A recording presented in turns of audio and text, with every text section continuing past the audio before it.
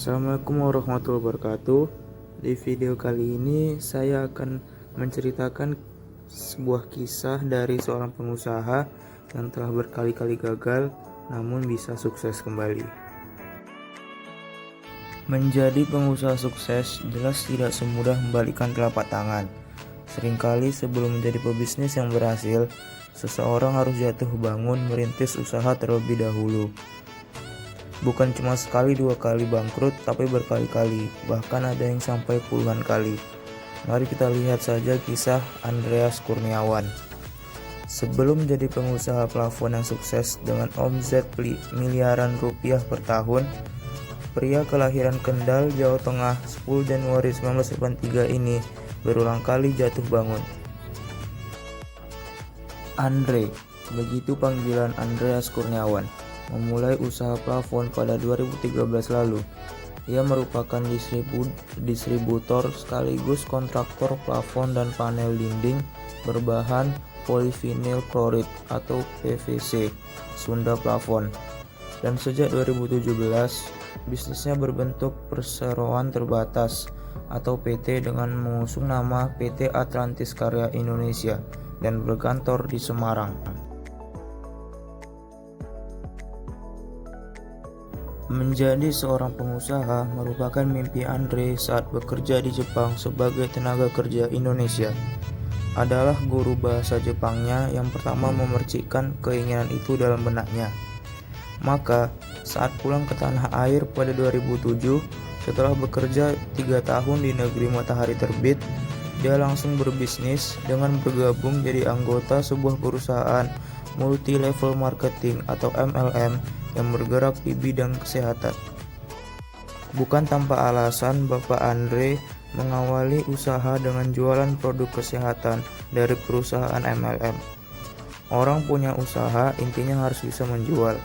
Saya belum punya ilmu ini, maka saya putuskan mendapatkan ilmu pemasaran dari perusahaan MLM itu. Jelas lulusan sekolah menengah kejuruan ini. Lantaran waktu berjualan produk MLM fleksibel, Andre menjajal usaha lain.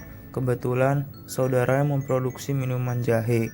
Ia pun berdagang produk itu dengan keluar masuk pasar dan rumah makan guna bertemu dengan pedagang atau pemilik yang mau menjual kembali minuman jahe. Setahun berdagang produk kesehatan MLM dan minuman jahe, Bapak Andre kembali mencoba usaha lain. Dengan menggandeng seorang temannya, dia memproduksi tas untuk alat musik, seperti keyboard dan gitar. Ia keluar modal 125 juta, sebagian dari tabungan hasil kerja di Jepang, dan sisanya pinjam bank dengan menggadaikan sertifikat tanah. Tapi setelah 2 tahun jualan produk kesehatan MLM, Andre menyetop bisnis itu. Sebab tujuan utamanya untuk menimba ilmu marketing sudah tercapai, meski penghasilan dari bisnis tersebut cukup bagus. Di tahun yang sama, Bapak Andre juga berhenti berdagang minuman jahe gara-gara saudaranya berhenti produksi. Tambah lagi, ia beberapa kali kena tipu. Tak lama kemudian, ia menutup usaha pembuatan tas alat musik. Lagi-lagi Bapak Andre kena tipu. Yang menipu adalah mitra bisnisnya. Lantaran masih punya utang ke bank, sementara semua tabungannya sudah ludes, dengan berbekal keahliannya, dia memutuskan menjadi guru privat bahasa Jepang. Yang jadi muridnya antara lain mahasiswa yang berencana studi ke Jepang dan karyawan yang akan bekerja di negeri Sakura. Seiring jumlah murid yang makin banyak, Andre pun membuka tempat kursus pada 2009 dengan mengontrak sebuah rumah di dekat kampus Universitas Diponegoro, Semarang. Ia juga mempekerjakan 2 pengajar. Namun, awal 2010, Bapak Andre menutup kursus bahasa Jepangnya karena muridnya semakin berkurang.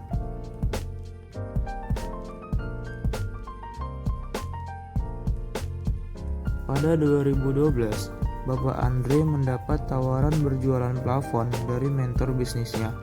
Awalnya, ia menjalani usaha ini bersama seorang mitra, tapi akhirnya dia memutuskan untuk jalan sendiri. Bapak Andre jualan lewat internet dengan memanfaatkan kanal-kanal gratis seperti media sosial Facebook dan situs jual beli OLX. Untuk itu, dia belajar soal Search Engine Optimization atau SEO dengan ikut pelatihan dan seminar serta baca buku. Singkat cerita, pada 2017, Bapak Andre resmi mengibarkan bendera PT Atlantis Karya. Pada tahun yang sama pula, dia membuka 2 kantor cabang. Saat itu, omset per cabang mencapai 750 juta rupiah sebulan. Tapi, karena kurang pengawasan, ada 4 karyawannya di kantor cabang yang melakukan korupsi. Nilai totalnya sekitar 1,5 miliar rupiah.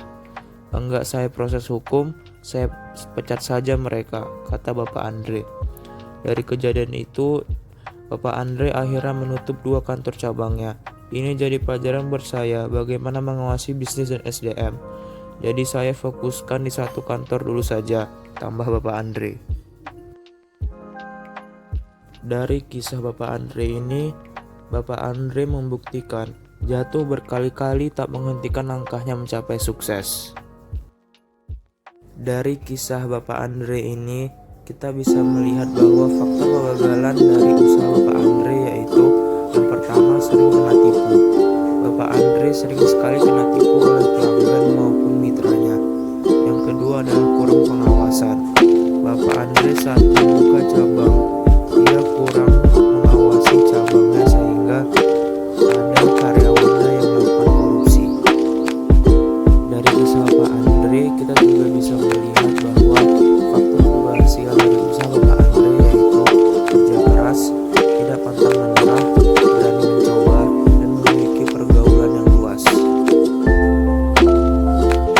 Baik teman-teman, sekian dulu video dari saya. Semoga bermanfaat. Semoga dari kisah Bapak Andre ini kita lebih semangat untuk memulai bisnis kita. Sekian, assalamualaikum warahmatullahi wabarakatuh.